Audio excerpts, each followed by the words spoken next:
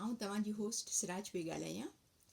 Corona virus छा आहे, उन जा सिम्पटम्स अलामतूं छा आहिनि ऐं कंहिं माण्हू खे ज़्यादा ख़तरो थिए थो इन बीमारी जो ऐं उन जा बचाव जा कहिड़े तरीक़ा आहिनि, पाण अॼु उन ते ॻाल्हाईंदासीं। कोविड-19 छाजो शॉर्ट फॉर्म आहे? कोविड-19 जेके कोरोना वायरस चऊं था, उहो शॉर्ट फॉर्म आहे कोरोना वायरस 2019 जो। इहा बीमारी अहिड़ी बीमारी आहे जेको हिकु ॿिए माण्हुनि जे कॉन्टेक्ट में अचण सां फैलिजे थी। जेको माण्हू ॿिए जे कॉन्टेक्ट में ईंदो, नज़दीक हूंदो, हिकिड़े माण्हू खे अगरि इहा बीमारी हूंदी त उहो माण्हू जंहिंखे इहा बीमारी न हूंदी उहो हुन मां ईज़ीली कैच कंदो। उन जे नज़दीक अचण सां ऐं उन जे क्लोज़ अचण सां इहा बीमारी ज़्यादा फैलिजे थी। उन जूं अलामतूं कहिड़ियूं आहिनि या उन जा सिम्पटम्स कहिड़ा आहिनि? हिन बीमारी में खंघि थी पई थिए, फीवर, बुखार तमामु तेज़ थिए थो, बॉडी पेन थिए थो, जिस्म में सॼे में बुखार ऐं तमामु घणो बुखार ऐं तमामु घणो सूर थो थिए, हद खां बि ज़्यादा। ऐं उन माण्हू खे, जंहिं माण्हू खे हीअ बीमारी हुजे थी, उनखे साह खणण में तमामु झझी तकलीफ़ थिए थी, साह ईज़ीली उहो साह कोन पियो खणी सघे।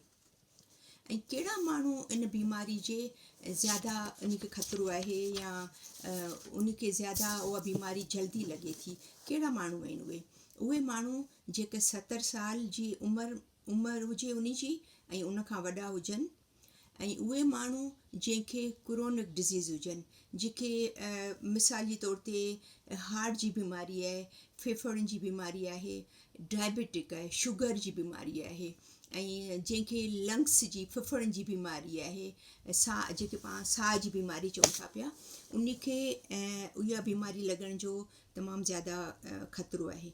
ऐं उहे माण्हू जंहिंजो इम्यून सिस्टम तमामु वीक आहे। इम्यून सिस्टम जो मतिलबु आहे कि उहे माण्हू जेके हेल्थ वाइज़ कमज़ोर हुजनि था, वीक हुजनि था, जेके पाण पंहिंजी ज़बान में चऊं था कि हिन में बिल्कुलु सघ कोन्हे, उन माण्हू खे इहा बीमारी जल्दी लॻे थी। हाणे पाण ॾिसूं त उन खां बचाव जा कहिड़ा तरीक़ा आहिनि। Hand your wash for 20 second at least. पंहिंजा हथ 20 सेकेंड्स लाइ करे गरम पाणी अगरि तव्हां वटि आहे, खुले पाणी सां ऐं साबुन सां, ऐं बिल्कुलु सही तरह उनखे रब करे पंहिंजे आङुरियुनि खे, हथनि खे ऐं पंहिंजे नंहं जा जेके पोर्शन आहिनि, आङुरियुनि जा जेके पंहिंजा, उनखे सही तरह साबुन सां खुले पाणी सां धोओ। ऐं ॿियो त अगरि तव्हां वटि पाणी कोन्हे, अगरि उन टाइम ते साबुन बि कोन्हे, पाणी बि कोन्हे, त जेको अल्कोहल बेस जेको सैनिटाइज़र अचे थो, उहो हथ ते रखी ऐं पंहिंजे सॼे हथनि खे उहो पंहिंजे हथनि ते घसियो। ऐं टियों त जॾहिं तव्हांखे खंघि थी अचे पई या छिक अचे थी पई, त तव्हां हमेशह पंहिंजे ॿांह जे हिन ते नक ऐं मुंहं खे ढके उन ते छिक ॾियो ऐं तॾहिं तव्हां खंघि करियो। ऐं अगरि तव्हां कोई टिशू या नैपकिन यूज़ था पिया करियो त फ़ौरन उन नैपकिन खे या टिशू खे गार्बेज में विझी छॾियो, उनखे ज़ाया करे छॾियो।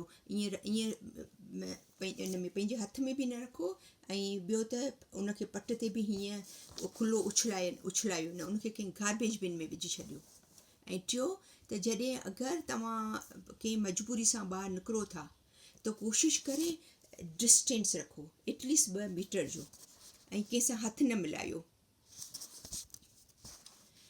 अॼु पाण कोरोना वायरस जे बारे में ॻाल्हायो त उन कोरोना वायरस छा थिए थो ऐं उन जा बचाव जा कहिड़ा तरीक़ा आहिनि, ऐं सुभाणे इनशाला पाण ॻाल्हाईंदासीं त इम्यून सिस्टम पंहिंजो कीअं सुठो थिए, पाण कीअं बीमारियुनि खां बचूं, कहिड़ो खाधो खाइणु खपे जेको पंहिंजो इम्यून सिस्टम वधाए, जेको पाणखे ताक़त ॾिए, जेको पाणखे हेल्दी करे, ऐं पाण उन ते ॻाल्हाईंदासीं।